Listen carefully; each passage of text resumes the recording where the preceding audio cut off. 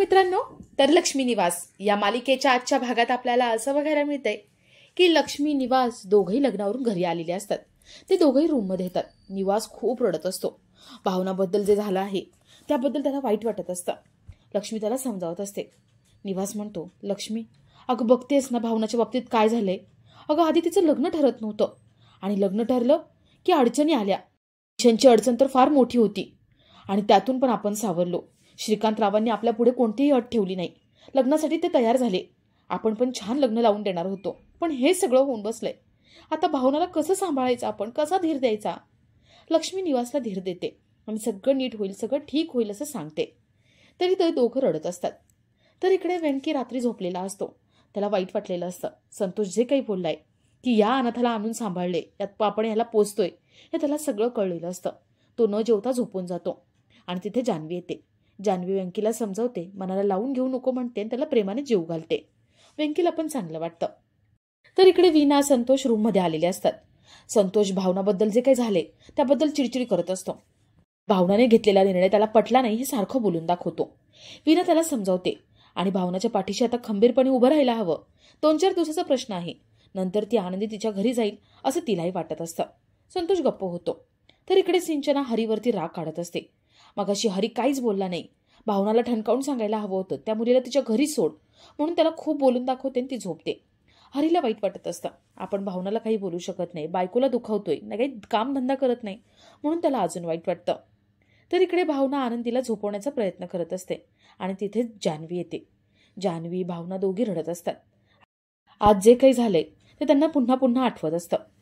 जान्हवी म्हणते, हा ऍक्सिडेंट ज्याच्या कोणामुळे झालाय ना, त्या व्यक्तीला लवकरात लवकर शिक्षा व्हायला हवी. भावना तिला शांत बसायला सांगते. तर दुसऱ्या दिवशी आनंदी सकाळी नाश्त्यासाठी हॉलमध्ये आलेली असते. ती उदास बसून असते. व्यंकी, वीणाचा मुलगा आणि लक्ष्मी तिला समजावत असतात आणि तिला हसवण्याचा प्रयत्न करतात. तेवढं तिथे संतोष येतो.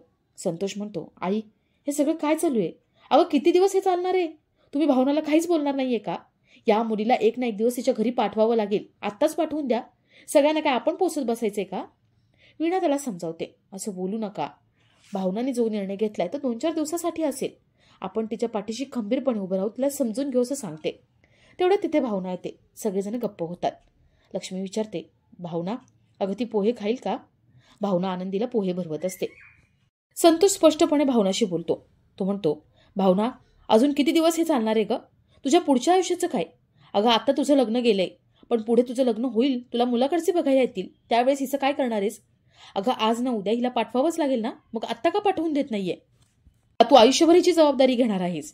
हरी, सिंचना सगळे भावनाला बोलत असतात. भावना गप्प असते आणि तेवढ्यात तिथे निवास येतो. निवास सगळ्यांना गप्प करतो आणि भावनाला म्हणतो, भावना यांच्या बोलण्याकडे अजिबात लक्ष देऊ नको. आम्ही तुला समजून घेतोय ना, तुझ्या पाठीशी उभे आहोत. भावना म्हणते, आई बाबा मी हा जो काही निर्णय घेतलाय तो तुम्हाला सांगून घेतला होता आणि आता मी आनंदी सोबत आहे हे फक्त तुमच्यामुळे आहे आणि म्हणून मी आता एक निर्णय घेतलाय. आनंदी माझी जबाबदारी आहे आणि यापुढे माझ्या लग्नाचा विषय थांबवा. मला लग्न वगैरे नाही करायचे. असं म्हणून भावना आनंदीला उचलते आणि आतमध्ये घेऊन जाते. निवासला धक्का बसलेला असतो. लक्ष्मी त्याला समजावते. ती म्हणते, अहो आपण आता भावनाला समजून घेऊ, कारण जे काही आता भावना बोलली ना ते भावना नाही, आनंदीची आई बोललीये. भावनाने आनंदीला जन्म नाही दिलाय, पण परिस्थितीमुळे ती तिची आई झालीये. तिला थोडा वेळ देऊ आपण. या सगळ्यातून ती सावरेल आणि होईल, तिचं लग्न एक ना एक दिवस होईल. ते सगळे भावनाच्या निर्णयाचा विचार करतात. तर इकडे लक्ष्मीचा भाऊ, वहिनी घरामध्ये असतात. लक्ष्मीची वहिनी काल जे काही झालं लग्नामध्ये, भावनाचा नवरा मेला हे सगळं सांगते आणि ती विचारते, अहो आपण जाऊन यायचं का एकदा वनसंकडे, त्यांना भेटून तरी येऊ ना. लक्ष्मीचा भाऊ म्हणतो, नाही आपण तिथे जायचं नाही. अगं तू आप्पांची अवस्था बघतेस ना, हे सगळं लक्ष्मीमुळे झाले. आणि तुला मी शेवटचं सांगतोय, माझ्या बहिणीवरती खूप जीव आहे. तिच्यासाठी मी वाटेल ते करू शकतो अजूनही. पण हो, ती जर इथे आली आणि आप्पांच्या पायावर डोकं ठेवून तिने माफी मागितली ना, तर तिला मी काहीच कमी पडू देणार नाही. तिला हवं ते मी सगळं देईल. पण ती माफी मागत नाही ना, त्याला मी काहीच करणार नाही आणि मी स्वतःहून तिच्याकडे जाणार नाही, हे तिला सगळं कळायला हवं. वहिनीला वाईट वाटत असतं.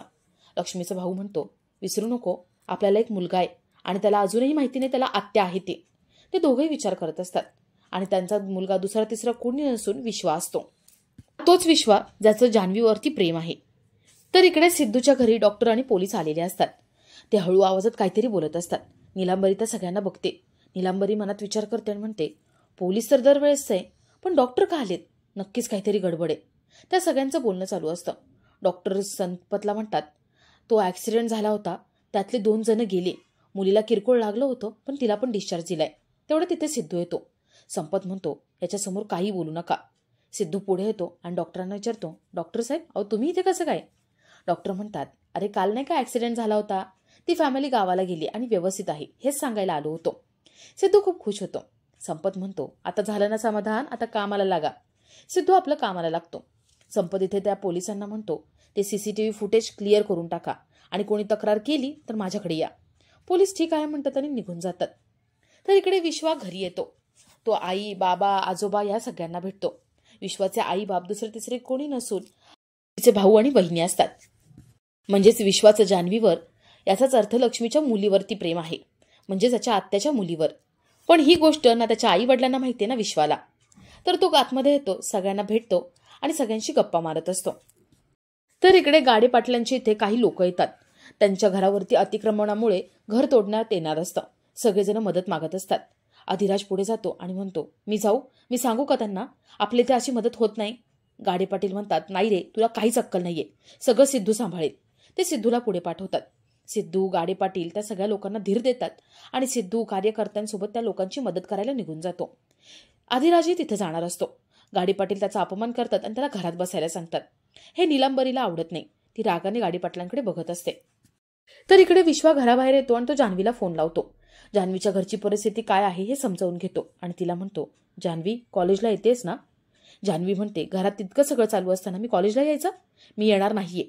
विश्वा म्हणतो, अगं पण कॉम्पिटिशन जवळ आलीये, तू एवढी प्रॅक्टिस केलीये, तुला जिंकायला हवंय ना?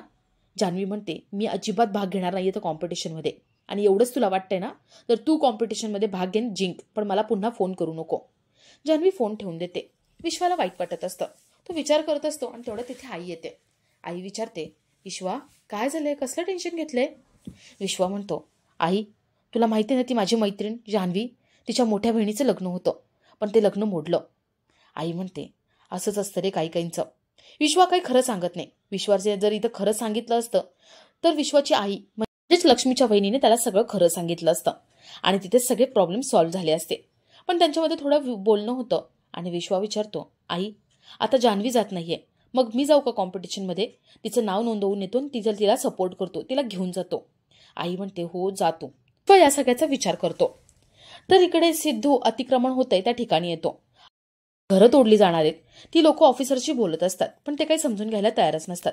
सिद्धू तिथे येतो. तो त्या सगळ्यांना थांबवण्याचा प्रयत्न करतो, पण ते ऑफिसर काही थांबवत नाही. ऑफिसर घरावर बुलडोजर चालवणार असतात. सिद्धू त्या सगळ्यांना थांबवतो आणि सगळ्यांना मारत असतो. सगळ्यांची एकेकाची धुलाई करत असतो. आणि भावना, वेंकी त्याच वेळेस आनंदीसाठी औषध आणि कपडे आणायला गेलेले असतात. भावना सिद्धूला असं मारामारी करताना बघते आणि तिचा गैरसमज होतो. तिला वाटतं की हा कोणीतरी गुंड आहे. सिद्धू भावनासमोर एका गुंडाला मारतो आणि समोर बघतो. त्याचं लक्ष भावनाकडे जातं आणि त्याला आठवतं, हीच आपली ड्रीम गर्ल आहे. आपल्याला बायको कशी हवी आहे हे जेव्हा मित्रांनी विचारलं होतं, त्याच वेळेला आपल्याला हे जे जाणवलं होतं, जे वाटलं होतं, त्या सगळ्यामध्ये भावना बरोबर बसते.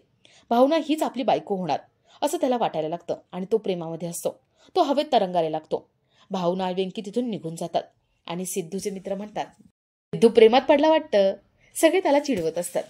तर दुसऱ्या दिवशी सिद्धू मंदिरात येतो. तर देवाच्या पाया पडतो. तो देवाला म्हणतो, देवा आज मी सकाळी सकाळी आलो तर 2 गोष्टींसाठी. एक म्हणजे काल माझ्याकडून ॲक्सिडेंट झाला, त्या लोकांना तू सुखरूप ठेवलं, आणि दुसरी गोष्ट म्हणजे माझी ड्रीम गर्ल माझ्या समोर आली आहे. आता ती जर पुन्हा समोर आली, याचा अर्थ मी असा घेणार आहे की तू तिला माझ्यासाठी निवडलेस, आणि जर समोर नाही आली तर ठीक आहे म्हणेल. तो पाया पडतो आणि बाहेर जातो. तेवढं तिथे त्याला लक्ष्मी भेटते. लक्ष्मीला विचारतो, तुमच्या मुलीचं लग्न होणार होतं ना, कसं झालं लग्न, छान झालं? लक्ष्मी म्हणते, नाही झालं लग्न, मोठा प्रॉब्लेम आला. काही वेळेस असतं ना, आपल्या मनात जे असतं तसं घडत नसतं. तो म्हणतो, अहो असं काही नसतं. माझी आजी नेहमी म्हणते, कधी देव आपल्या हातातून एक गोष्ट काढून घेतो, पण त्यापेक्षाही चांगली गोष्ट आपल्याला पाठवतो. बघा, तुमच्या मुलीचं लग्न एकदम चांगल्या ठिकाणी होईल, एकदम भारी मुलगा तिला मिळेल. तुम्ही म्हणते, तुझ्या तोंडात तूप साखर. सिद्धू म्हणतो, आता काकू असं उदास राहायचं नाही तुम्ही, आता जरा स्माईल करायचं. तुमच्या मुलीचं सगळं चांगलं होणार आहे, आणि ना तुमच्या मुलीचं जेव्हा लग्न होईल तेव्हा मी स्वतः लग्नाला येईल, तुम्ही बोलवलं नाही तरी पण. तो याला फोन येतो आणि सिद्धू म्हणतो, काकू मी जाऊ का, मला घाई आहे. लक्ष्मी त्याच्याकडे बघत राहते. सिद्धू निघून जातो. तर इकडे भावना घरी जॉब शोधत असते. वॅकन्सी आहे का, किती रुपये पगार मिळेल हे सगळं विचारत असते. तेवढं तिथे जान्हवी येते. जान्हवी म्हणते, ताई, श्रीकांत सरांच्या ऑफिसमध्ये का जात नाही कामाला तू? भावना म्हणते, कसं जाऊ तिथे? आता बघितलंय ना, माझ्यामुळे हे इतकं सगळं होऊन गेले. त्या लोकांचा माझ्यावर राग असेल. मला ते कामावर नाही ठेवून घेणार. आणि माझं शिक्षण पण जेमतेम एवढंसं झाले. मला आनंदीला पोचायचंय, तिची जबाबदारी माझ्यावर आहे. मी आई बापांकडे किती दिवस हातमाग पसरू? माझं शिक्षण पण एवढंसं झाले. त्यामुळे मला फक्त 15 ते 20,000 पगार मिळेल. मी जरा जास्त शिकले असते तर जास्त पगार मिळाला असता. भावनाला वाईट वाटत असतं. आणि आपला आजचा हा भाग इथेच संपतो.